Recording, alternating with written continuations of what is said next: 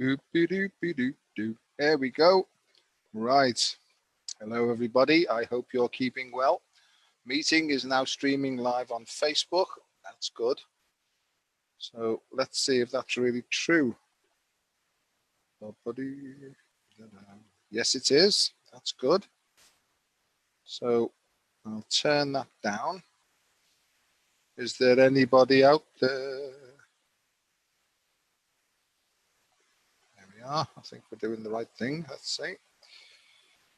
Comments will appear here. One person's watching. That's awfully good. So let me do some sharing of these things here. Share to Solargy, do that. Share to the light stream, do that. And share to the Freedom Network. I think I'm allowed to do that. Well, whether I am or not, it is done. I hope you're all keeping well in these very, very exciting and interesting times. Righty-ho. Can anybody hear me? Somebody say hello. The comments will appear here. The comments might appear before Kuan Yin does. Haha, Hilda. Hiya, Hilda. Nice to see you. I'll give you the wave there, Hilda. I'm getting good at this technology in my old age. So, just waiting for Kuan Yin. Now, I don't know about you, but I'm finding things moving rather quickly at the moment. I seem to be overdosed. Hello, Andy. Nice to see you. Paul, nice to see you, mate. I'm glad you hear me. Nice to... Billy Walker. Oh, God. Now, Billy, no hard questions, please. Good. Yeah, we talk about the energies and increasing in frequency and stuff like that. You know, how does that affect me? I just feel overdosed and overloaded with new information coming in all the time. I seem to be doing okay. Hello, Jeanette. Hello, nice to meet you. See you. We're just waiting on Kuan Yin now. She's normally on time, but she might be practicing some of these Kundalini techniques that we're talking about. Be afraid. Be very, very afraid. Oh, dear. So, yes, so we've got some scoundrels watching already. That's good. So by all means, put some questions in the links when she comes on, and if I can manage it all, I'll ask some questions as we go forward. Aha! Kuan Yin has entered the waiting room for this meeting. Perfectly timed. Must be a Belgian thing. Hello, Maxine. Nice to see you. Oh, all I can see is like wavy lines. Like, there she is. Hello. Can you hear me?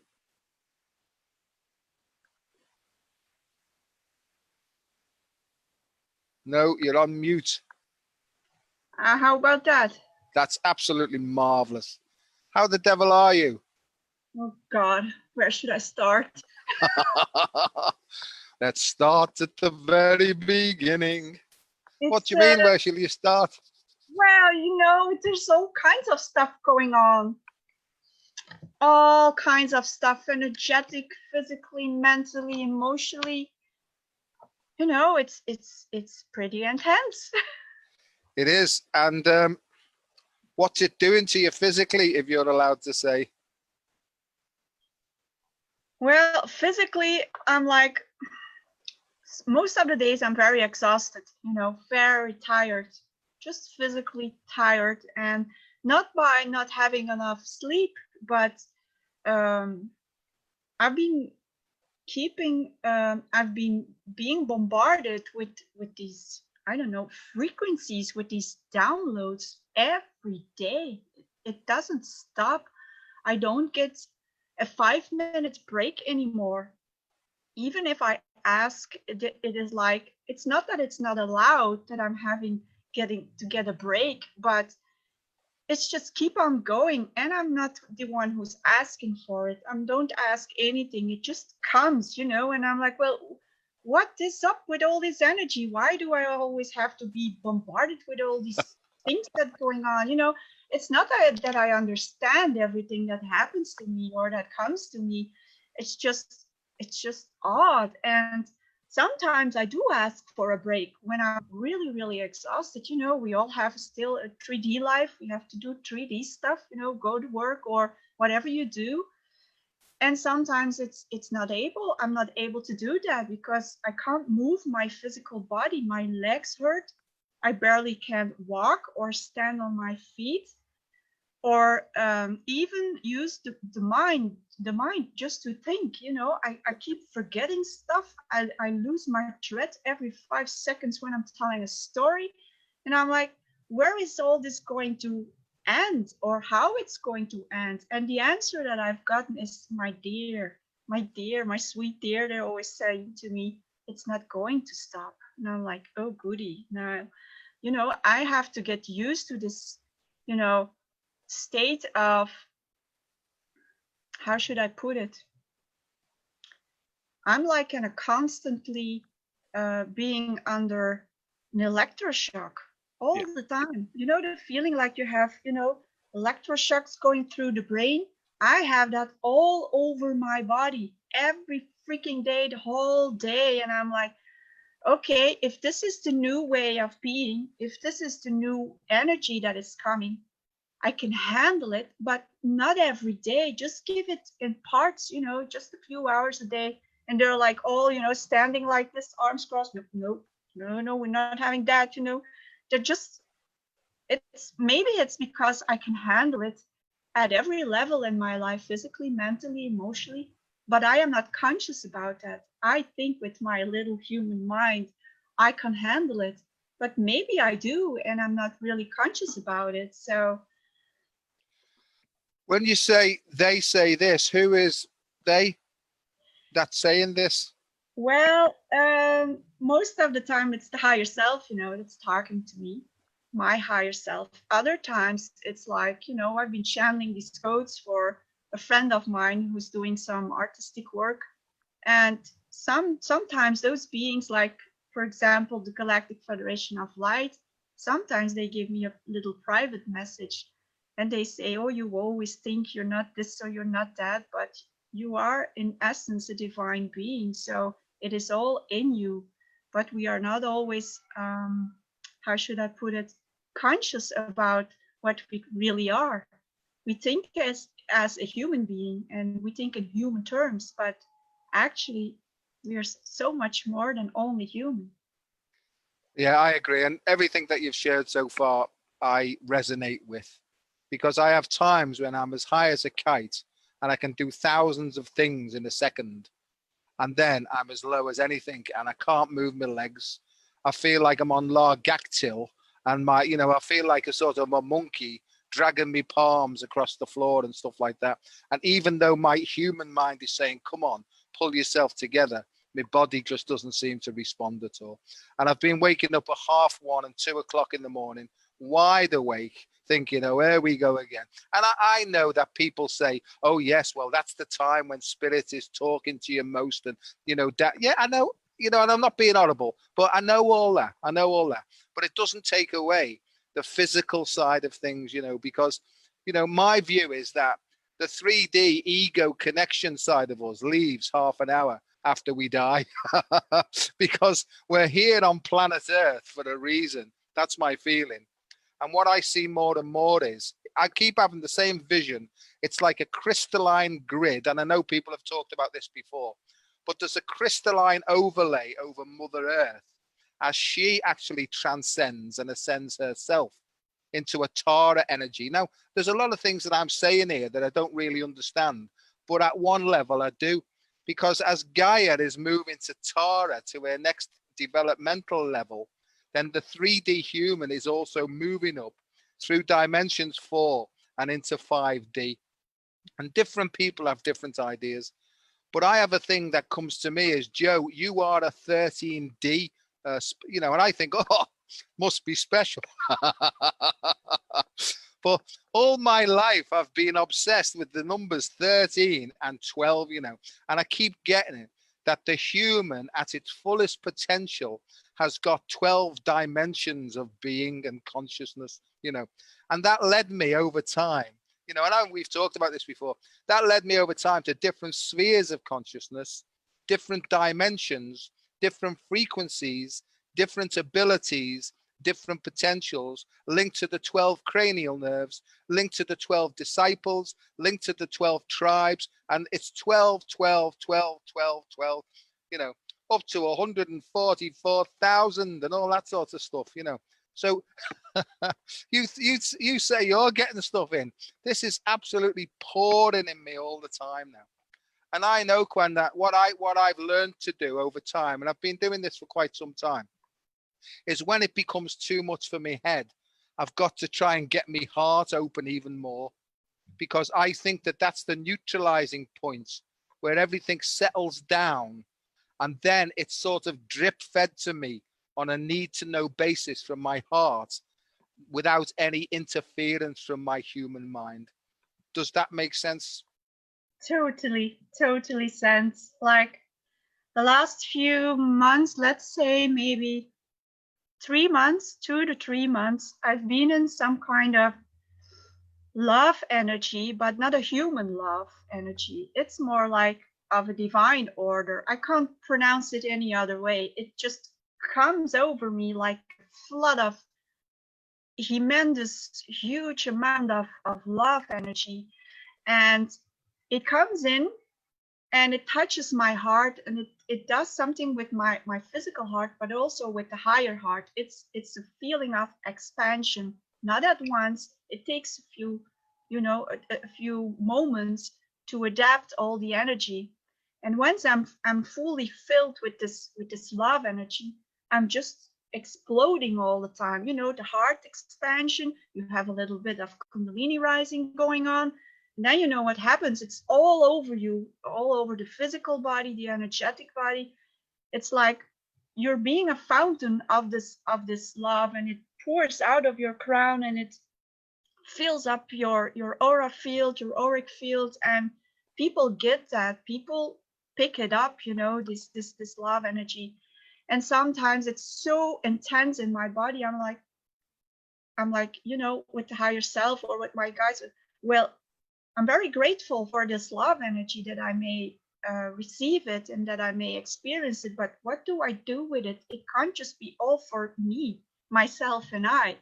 I want to share this and do stuff with this. And well, I started to get some downloads around it, and of course, it's connected with sacral sexual energy and whatever you want to call it. I'm not into labels, but you know, we're still talking in words, so we need to put a word on it.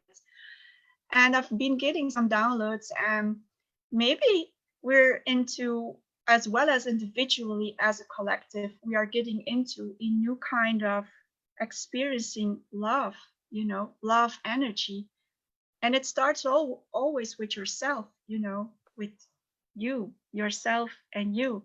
And and then if you really master this energy, or if you know what it's meant to be, then you can share it with others. And it's different for everyone, you know.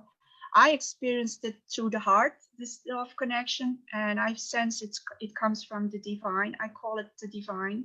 You can call it God or whatever you want to call it. I call it source because it's multiplied energy. It's not coming from one source, it's wide. It comes not only from this dimension, but from other dimensions too. And whether you believe in that or not doesn't matter. It just feels to me it's so huge. It's more than enough for everyone to share it with. So it comes like, you know, a big, huge ray of light coming into my system, and it helped me a lot, physically, mentally, emotionally. It gave me more balance. It gave me more grounding. It helped me to center more in my heart energy and my heart space.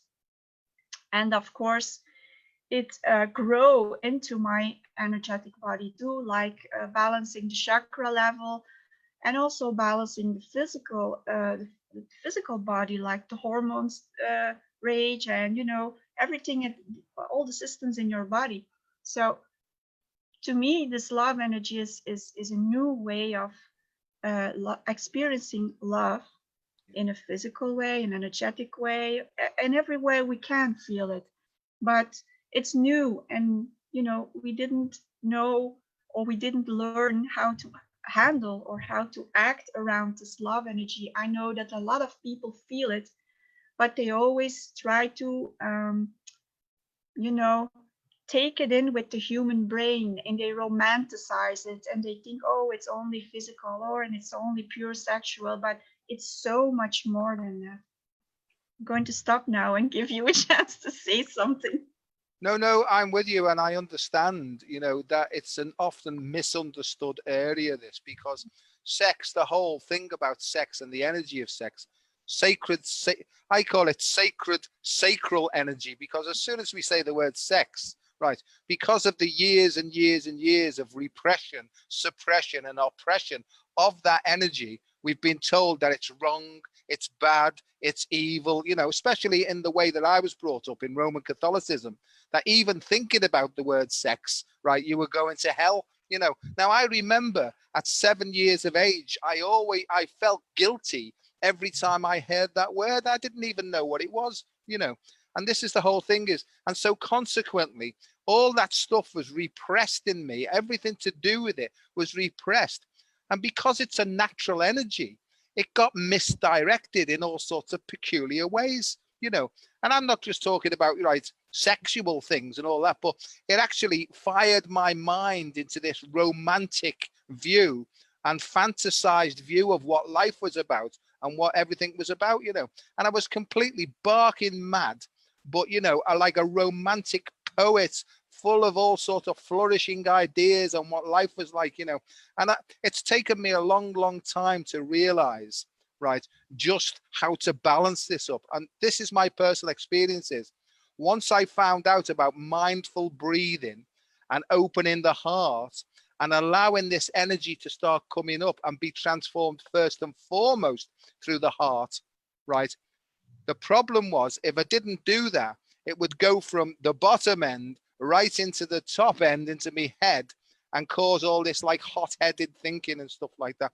And I think, because this is quite a serious subject, because my view, Kuan, is that because the great shift in consciousness is happening, and because the great central sun is now shining brighter, I think we're all being affected now by, if you like, a cleansing energy that's forcing us to look at all these things that we've shied away from for a long time.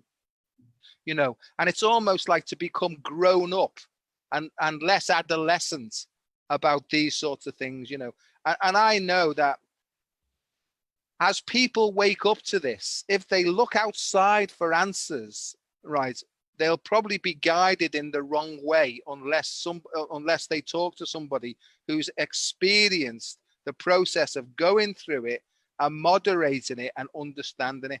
I say to people that if you can get the energy past your sacral chakra and moving upwards through your spine in a balanced way, transformed through the heart, then you're on the right path, in my experience. However, if you're not, right, then it's going to drive you mad as the energy increases. And I think that's what today's talk is. Can we help people with some practical tips, right, in order to balance these energies out? Over to you, old chap. Okay, you asked for it. Yeah. I'm going to put the lights on, see if it's better, because I think you can't see me well. Yeah, that's nice, and that backdrop you've got reminds me of a wallpaper we used to have. It's very similar. Excellent. It's a Is tree that of like it's a tree? It looks like to me, maybe my mind's warped, but it looks like a Kundalini snake going up the branches of the tree. Kind of doesn't. It kind of doesn't. Yeah. Anyway, yeah. So yeah, practical tips. Yeah, sure.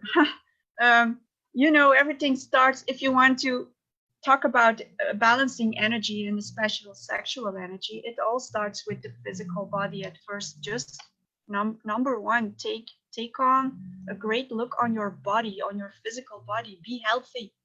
Be healthy. A healthy body can have healthy energy running through and not being sticky in the body. So try to have a healthy body. That doesn't mean you have to be like this, slim. It doesn't matter which size you have, as long as it's healthy. Drink lots of water. That helps, because if you start to work on yourself and do the inner work, things in your body are going to get more at ease and loose. And if you drink water, you clean and you cleanse your body. So lots of water is very good. Lots of healthy food. No sugars, no white sugars, because sugar sticks things in your body. And it hurts. And if you need to let go of energy when your physical body is sticky, doesn't help either. So that's just number one, healthy. Everybody knows that, but nobody gives any attention to it. So that's just number one, very basic. And second part is to know, what is your energy? What is your sexual energy? How does it feel? Do you really know that? Can you make a difference in between your own sexual energy and the others, their sexual energy? Whether you have a partner or not, if someone enters your energy field, can you feel the difference? Because a lot of people, especially in relationships, they don't even know what their own sexual energy is and how it feels like. So try to do that. Sit still, close your eyes, shut up, and feel. If you feel your own energy, your own sexual energy, clear your chakras, balance them. Make sure that every chakra is connected. Make sure that the way through and to your chakras is open, clear. That's a lot of work. People think it's an easy job, but it's not. If you don't know where to begin and how to do it, one step at a time, go do some workshops where you feel that is right, that the energy is good, and clear the balance and clear the chakras and balance them and make sure they're connected. But lots of people work, they want to see through the third eye. They clear the third eye. Oh, the crown is open so they can receive. But what about the rest? Make sure the heart's connected to the lower chakras. Make sure that everything is open and clear, physically, mentally, emotionally, energetically, the whole shebang. If you don't know how, go find some help, go do a workshop, whatever that feels right. Everyone is different. So if you have done all that, doesn't matter how long it takes, you can't begin doing or practicing or working with sexual energy or sacred sexual energy if you're not clear and open. That's a basic stuff. I had to work about 15 years on myself, on my physical body, on my energetic body, to really fully understand where I was stuck and where I still needed some help. So you see, everyone's different, and once you started into knowing or realizing, okay, what is my sexual energy and how does it feel, then you can be the magician with your own sexual energy and play and fool around with it. Okay, what does my sexual energy does if I watch a movie, let's say a romantic movie or another movie? How does my sexual energy react when I touch my lingam or my yoni? Just touching, putting your hand on it. You see? Or how does my sexual energy react if I touch my heart and my lingam or my yoni? Just putting your hands on it. These are very simple, easy things to do. And it's to be the observer, to just feel what you feel without getting into the head. It's all about being the observer of your own energy. And if you can do that without getting confused, fear, getting into the head, then you can go up and you can just go and experience a little bit more. I don't know if I'm making any sense. I'm just telling step by step how I experienced it and how I did it. And some people can go really fast, in all these steps. And other people are going to take some time. Doesn't matter. Doesn't matter. Stay out of the head. Stay in the heart and learn how to make the difference. What is my sexual energy? What is others their sexual energy? And how does it feel? That is the beginning. And getting aroused is very normal. Getting erections is very normal. You don't have to feel bad about it, or you don't have to feel shame about it. It does what it does, and it's all right, you know. So take it one step at a time and be the observer. That's the first thing to do. And if you are really sure about your own sexual energy, how it feels, then you can call in someone else and share and see how that feels, you know?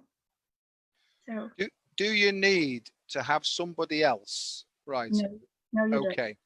Because I know lots and lots of people who, for various reasons, never want to be involved in relationships anymore, either Yeah, because they've hurt and they just don't want to repeat the same old thing and stuff. So is this rebalancing of this sacred energy, is it possible on your own? sure. I'm by myself. I'm the example. Right.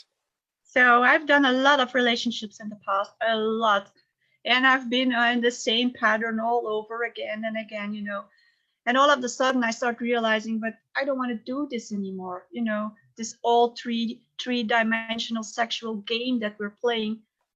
I sensed that there was more to experience, but I didn't know where it was or how to, you know, go and find it. I didn't know that. So I started to um, go and follow some workshops in terms of tantric massage and stuff like that. And through that, I started to um, just look at myself at a different way, feel my own energy, and be more in my feminine energy, you know, because I was most of the time, for most of my life, in my masculine energy. And that didn't help me a lot. You know, it Yeah. sometimes did, because it's an energy of surviving. You know, you can help, it can help you survive the masculine energy, but I had to learn to step more in my feminine energy. So you don't actually need a partner, because it all starts with you.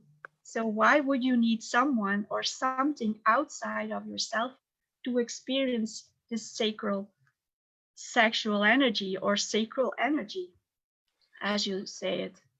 See, I'm like you, an energy practitioner, and I didn't have a clue about any of this stuff until I became really, really ill. And it was basically in 1987 when we had the sort of harmonic convergence that my head just completely exploded because there was so much stuff coming in.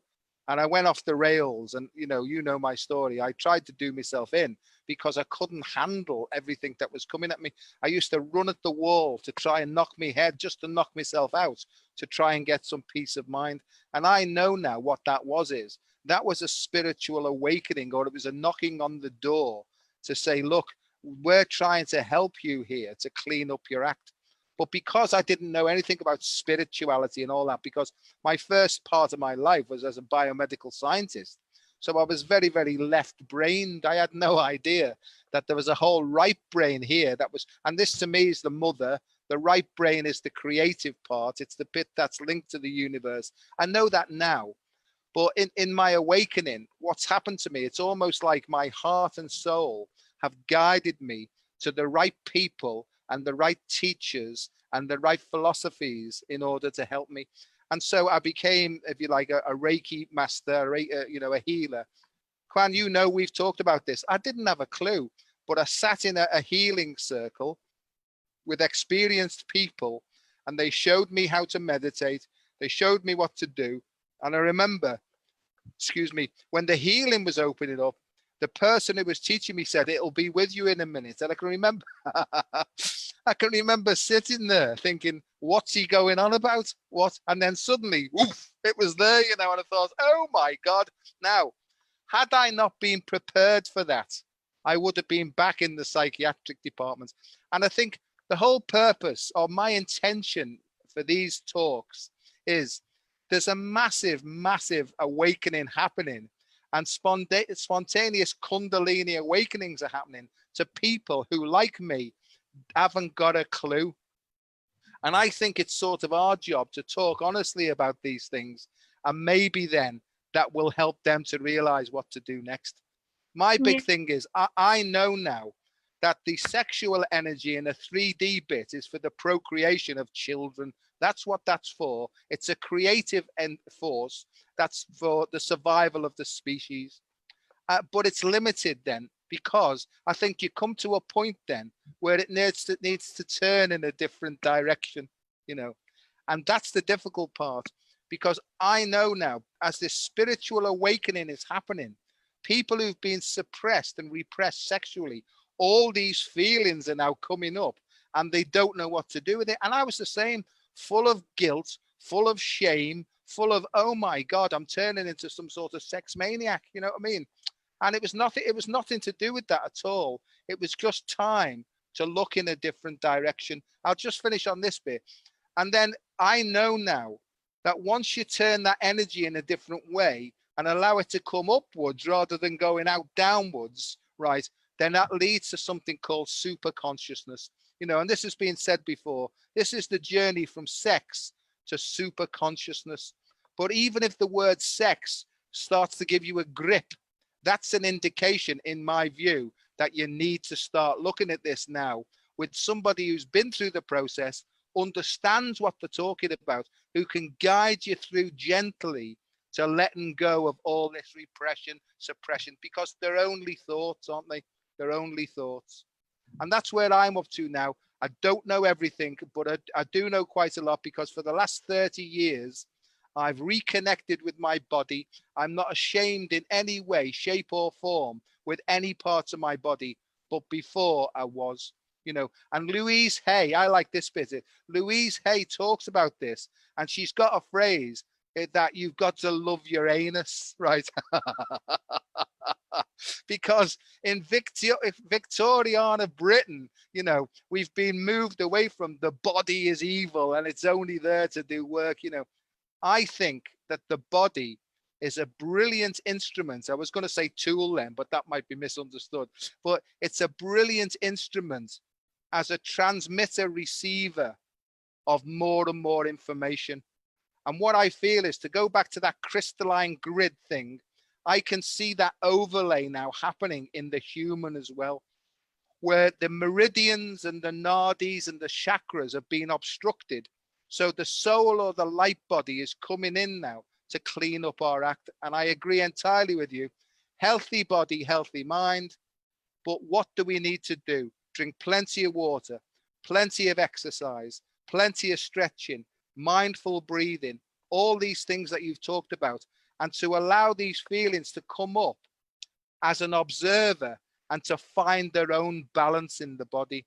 And then, as you say, when you get good at it, then you can actually start to intervene and start using the energy to unblock and to open up new gifts.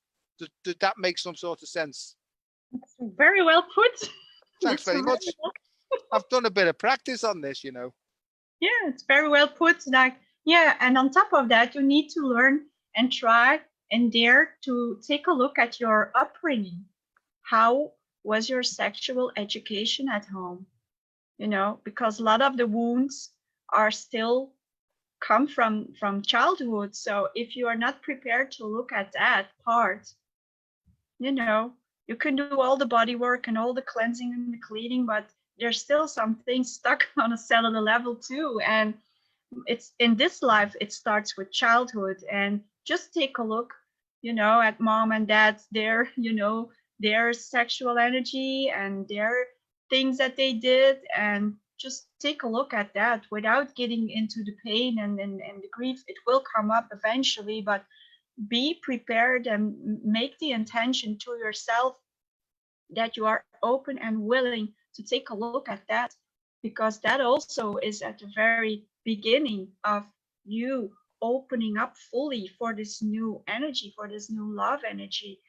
And if you can do that, and in the meanwhile do some physical work, like getting to know yourself on a different levels, in a sexual way, learn how to touch yourself sexually in another way than we were all brought up with it's need to be hard and fast and all these dense nasty things, but that's the thing we were brought up with. That's what we know, but there's a whole other way of experiencing sexual energy. that you don't know. So start with that, try and be in a different way with your own physical body. And if you know don't know how to do that, just do it 180 degrees different than you already did. Start doing it slow, start doing it soft, be gentle with yourself. Imagine that you're, I don't know, something very precious like a rock or whatever, and that you nurture it and that you give it love and attention. That's how you should touch your lingam or your yoni, and that's where it all starts. And if your body has not only a cellular memory, but it also is a being at itself, like your soul being. Your body is a being at itself too. If your body feels your authenticity and the realness of your touch, it will open itself to you, and you will learn how to feel, what is real and what is not real to your physical body. It's it's stepping stones. It's not like if you decided that one day, that the next day you're going to touch yourself very soft and very sweet and very lovingly, that all of a sudden, the whole sacral area will open and you will be able to do everything you want. No, it's not going to be like that. It's going to take some time, and be really gentle with yourself, lovingly. And whenever the sacral area is going to blossom and is going to open itself for you, then you can have experiences like Kundalini rising with and for and to yourself. You don't need anything or anyone outside of yourself. I did it all by myself. Yeah. It was a very long and hard trip, and I had a lot of hard lessons and a lot of grief and a lot of, I wasn't worthy enough and this and that, all the old things and the programming and around sexuality. It all came out of me, but it's away, it's gone now. And that's why I'm able to open myself up as a human being totally, and that I can let in this new energy, whatever that new energy may bring. I'm still on a learning curve too, I don't have all the answers, but I had a few experiences and I felt the other way of experiencing this divine love energy. And I felt the benefits of it in my physical body, in my energetic body. I can feel how it's changed me as a human being and how it's helped me in opening my heart. Yeah. And that's what people feel. And what I've learned is, rightly or wrongly, as the heart opens, then this energy, right, increases in pressure, and it almost goes through the different glands of the body, the endocrine glands, and it will seek out any areas that are obstructed, and sometimes it can actually bring up fear as it works through the root chakra, because many people who have these problems are actually blocked in their root rather than their sacral plexus to start with. So as they become more fearless, they start to get more feelings of an almost human nature, and then they move up to the next chakra, the sacral chakra, which is to do with the gonads, but it's also to do with things like real intimacy, because if there's an emotional closure, if you like, there's just the physical side of it, and that's your wham bam thank you man, end of story, so really, in my view, there's got to be both the physical and the emotional tied together, so it becomes a really sacred experience, and I do feel that in Indian philosophy and yoga, the Kama Sutra, right, was basically, it was about physical positioning and stuff like that to enhance the flow of energy, but it was also about getting deeper. And there's two paths in that, really. There's a path that's physical and you can do it that way, but there's a path where you can do it by yourself, and that's the one that normally, nuns and monks and things like that, they go into the monasteries and they have these blissful experiences because they're shown how to allow this creative energy to move up in stages and clear chakras so that you can have that divine experience. The good thing about it is then you can almost tune in at will then to opening your crown and getting all these downloads, and that's where I feel we are at the moment, Kwan. I think I mean, I could be wrong here, because I'm always willing to be put on the right track and all that. But I feel energies in every single part of my body. And like you said, I feel other people's energies as well, right? But before I knew that, I was being influenced by other people's energies, even though I didn't understand. I used to think it was me going crazy. You see what I mean? So let's talk about drink and drugs, right? I'll talk about drink and drugs, because that was my problem. Is these things can be disinhibitory, right? And they can release all the repressed energy. And I think that's what's happened in some instances when people take drink and drugs. All this repressed energy, both from the root and the sacrum, right, or the sacral chakras, it emerges in a big boof, and they feel totally and utterly empowered and blissful and everything. So it's a sort of pseudo spiritual feeling. And that's why I believe that people get hooked on, not everybody, but they get hooked on the drink and the drugs to try and get the same feeling again. Okay. And I think that's where a lot of problems come, because if you don't know it's happening, it can actually guide you into behaviors that you'll be ashamed of. And I understand this, because sometimes you can wake up the next day and think, oh my God, how have I got into this situation? And this to me is all about repressed energetics, taking drinks and drugs, and then expressed energetics, but not through the moderation of the heart. Mm-hmm. Over to you. Yeah, that's very true.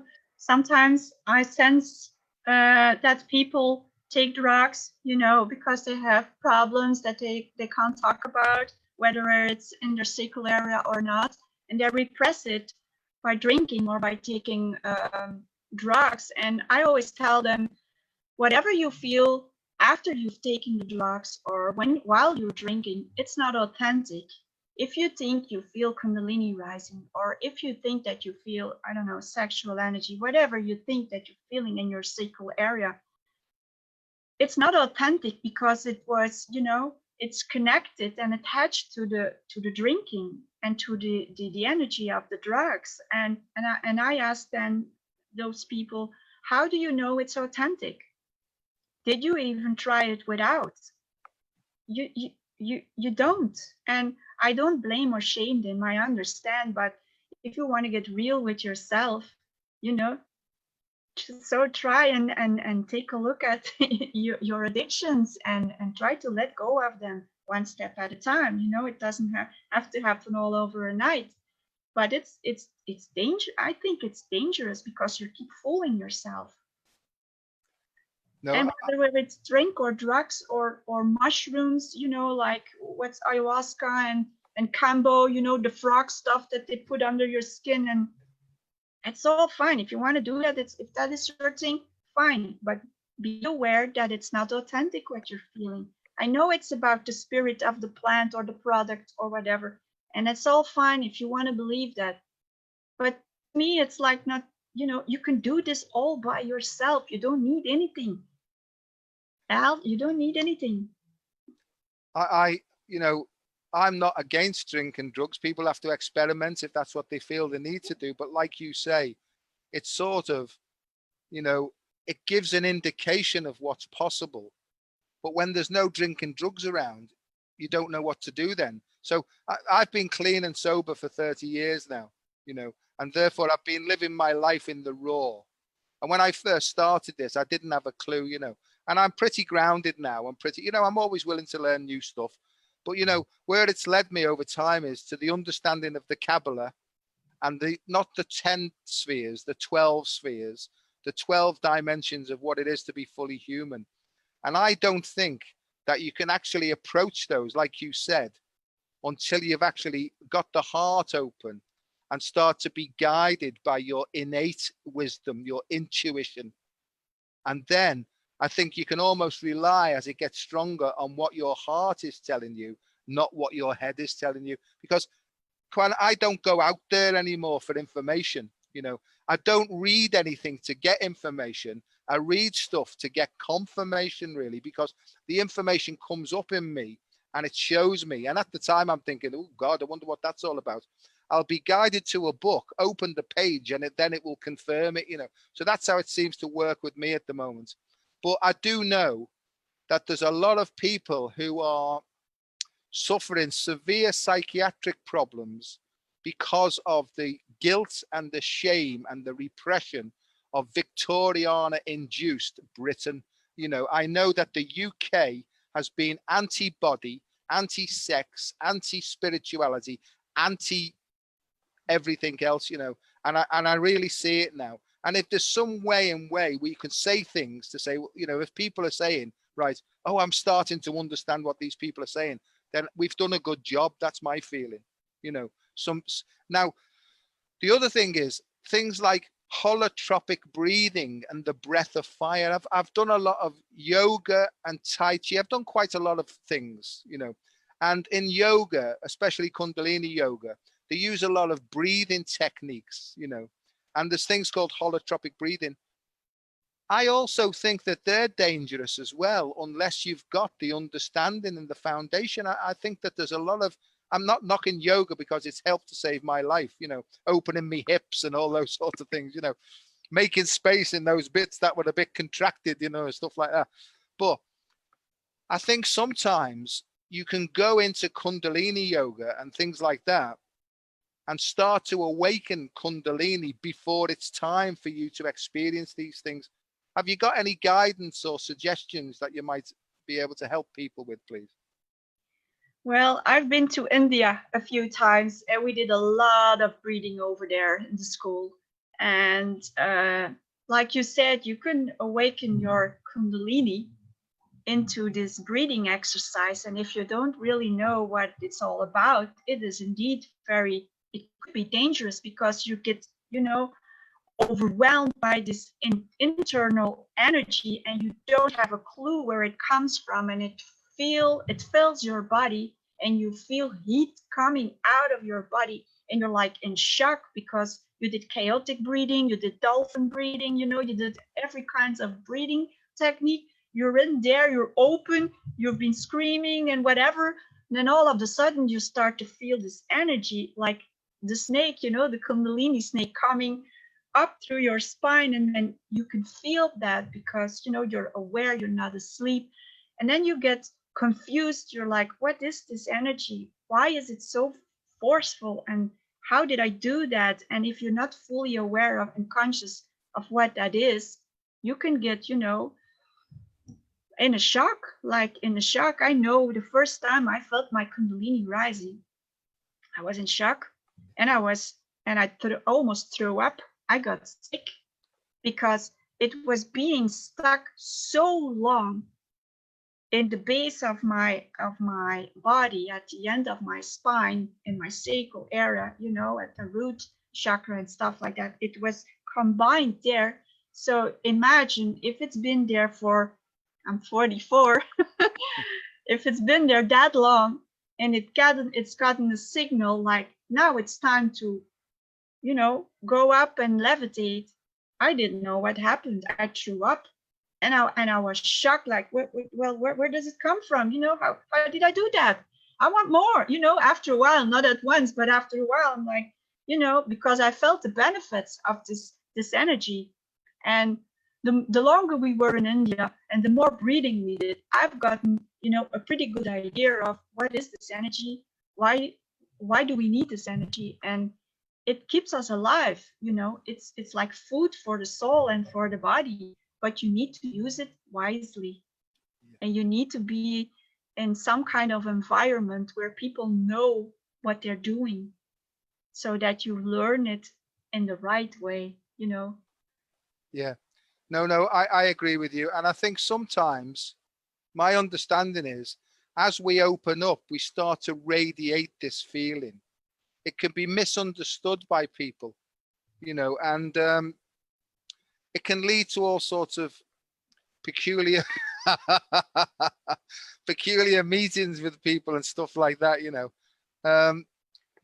so just a word of warning to people based upon my own experiences. You sort of have to be careful what you attract in certain ways. You know, although I do see every episode of us attracting stuff as a learning experience, you know, but from my own experiences, if you keep doing what you always did, you'll keep getting what you always got, you know. So maybe it's about, you know, you get back what you're giving out, really. And I can see that I didn't have a clue about a lot of this stuff for ages, you know, but I understand now that part of this awakening journey is about discernment as well. It's about what is it that I'm giving out that's causing this to come back to me. And so I've got a bit better now, right, at taking my time before I make any choices and decisions. You know, I mean, I'm very, very comfortable, right, in these energies now, all the energies in my body. You know, I can actually, I'm at a point now. I mean, I'm 65 years of age, so that's probably helpful. But I can take or leave stuff now. You know, I can stand up for myself. This is the root chakra. I can stand up for myself or back off when I need to, generally speaking. You know, the sexual one and all that, I can take it or leave it, no problem. The next one is the social one, which is much more subtle. And that's the bit where you can be in a group or be on your own and be happy about that. And when those three dimensions are balanced and those instincts are working in harmony with one another, I feel okay with myself. And Kwan, I think that that's the point where people have to get to before they move from lower heart into the more divine vibrations, you know. And I think because we've sort of gone a little bit further than some people, not saying that we're any better, it's just that as way showers, if you like, I think it's our job. No, I'll talk about me. It's my job to share my experience, my strength and my hope with people and say, look, this is how I've done it. This is how I understand it. It mightn't work for you, but I'm just telling you what worked for me, you know, and then let them then go out and experiment with themselves, you know. So one thing that I would suggest is mindful body work, you know, and becoming really acutely sensitive to every single part of your body. And if you're ashamed of it, I feel that that's a problem that you have to get over in order to go further. What do you think? Totally right. The thing that I teach people or I talk about when they connect with me is to help them feel their own energy, their own sexual energy, and make connection with every chakra, with everything in their vessel. And I allow them to feel their own energy, their own authentic energy, and try to help them stay out of their head, because they always get into their head. And most of them are very active in the lower chakras, but they can't even connect with their heart. So I try to ground them, learn them how to ground and how to connect with, you know, with their own energy. And sometimes people pick up on my energy, you know, when I'm in this Kundalini energy or love energy, whatever you want to call it. I call it my love bubble. They sometimes they can feel it, they pick it up, and they, like, you know, get all in their mind and they, oh, you're hot and this and that. And I'm like, dude, it's not about that, you know. I'm not into the hotness. It's going to get hot, you know, once the energy is rising, but it's not about that. It's about you feeling your own energy. And once you know how to do that, then we can talk about being hot, you know, and connecting. But start with yourself, and that's what I try to teach and talk about. And I am not modest about that. I can talk really easy about sexual energy and whatever. I don't care, because I've been through it all by myself, and I had no one to teach me, you know. I've done a few workshops, you know, and I know the basic stuff of tantric energy and through my tantric massage, but the experiences that I wanted to have, I did all by myself, you know. And that's what I teach and that's what I share with people. And I can see that some of them, when they're really fully open to it, they benefit of it. And the body reacts immediately. If you see that the one who's in front of you on the other side of the camera, and they're really open and they really want to take in what you say to them, it just happens like this. It does. And not only does this is my experience as well, because I do a lot of energy work with people who open up and all sorts of things come up, you know, they can weep, they can laugh hysterically and all sorts of things. That's all part of it's working. So it's to allow this stuff to express itself, because basically it's a balancing. The only thing that it causes problems sometimes is sometimes people can feel angry about stuff, you know. So it's to help them to understand that that's their solar plexus, basically, that's being sort of enhanced by their root and sacral chakra. So it's coming up into the solar plexus. It's to try and open up just above the solar plexus and allow the heart to open up and transform that, you know. So some of the techniques that I've used in the past are primal screaming as well. It's basically to allow the throat to completely open, and rather than the energy go up into the head, right, it's to allow it out in some expression, you know, on a deserted beach somewhere and stuff like that, you know. People sometimes cry and cry and cry and cry. And I've explained to them, that's fantastic.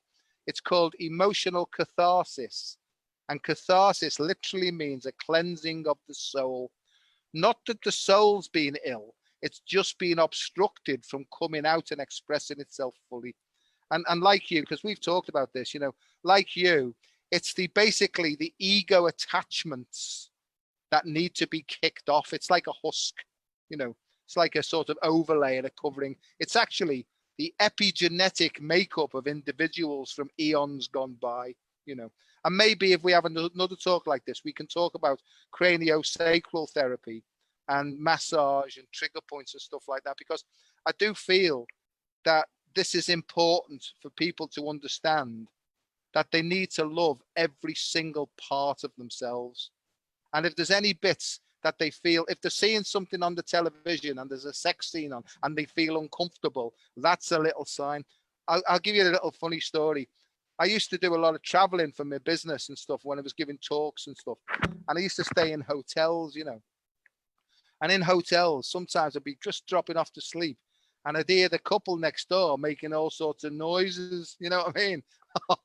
It used to horrify me. I was horrified. I was on my own. I used to crawl under the covers and think, please stop it, please stop it. And I know now that that was because I had so many repressed and controlled thoughts in my unconscious that I wasn't comfortable with it, you know. And I denied that for years and years and years now. I've got no problems now talking, not out of the box, but talking honestly and realistically about these things, because it's those thoughts that nearly took me to my deathbed. And that's the truth of it. These are powerful things. And when they're repressed, they can just lead to fear, suicidal ideation, anxiety, depression, and basically you just want off the planet. You know, and that's why it's so important to me to share this, because it's got to come up and out and not be compressed like an atomic bomb waiting to go off, you know. So that's where I'm up to. Always willing to learn, always willing to be more expanded in some sort of a way, you know. So we've got 5 minutes left. Is there anything that's coming to you that you want to share before we finish, or how will people get in touch with you, Kuan? Because I think maybe people might want to contact you after this. Yeah, sure. Just through Facebook. Just send me a message. Okay, so they go to Kuan Yin Facebook site and send the message. Okay, great. So hopefully some people will do that. Anything else coming through for us to get information from? Well, there's something that wants to come through, but we don't have enough time for that. It's too huge. It's a huge download. Maybe that's for the next time. Just try to, you know, wherever you are with your sexual energy or whatever you do, try to be as honest with yourself as you can, as authentic with yourself as you can. Be raw and real with yourself. Be grounded, you know, and it's all okay. Don't blame and shame yourself. It's, you know, a big, huge travel in your physical body. So take it one step at a time and everything will be okay. Lovely. I agree entirely. And be gentle with yourself, you know, Yeah, be gentle. stay in the heart, stay in the heart. And what I've learned is that if you put your hands on your heart like this and give yourself a bit of a snuggle, you know, or however you want to do that, and just imagine from the palm of your hands that you're just breathing in a nice, gentle, loving type feeling all the way in, as though you're drawing it all the way in. Collect any stress and tension in your body and then breathe it all the way out. Because that out breath is basically the Divine Mother caring for us. You know that it's the vagal outflow, you know, and that's the thing. I feel that the Divine Feminine is coming back to show us how to really care and nurture ourselves, you know. Kuan, thank you very much. This has been marvelous. I'm sure that we'll have more and more talks on this, and I'll be in touch soon. Thank you very much for inviting me. I enjoyed it, really. Good. I wasn't nervous at all. No, fantastic. And you come across as being dead cool, you know, so, you know. So there you go. Thanks very much, and I'll speak to you soon. Bye. Bye. And thanks everybody for joining us. Bye.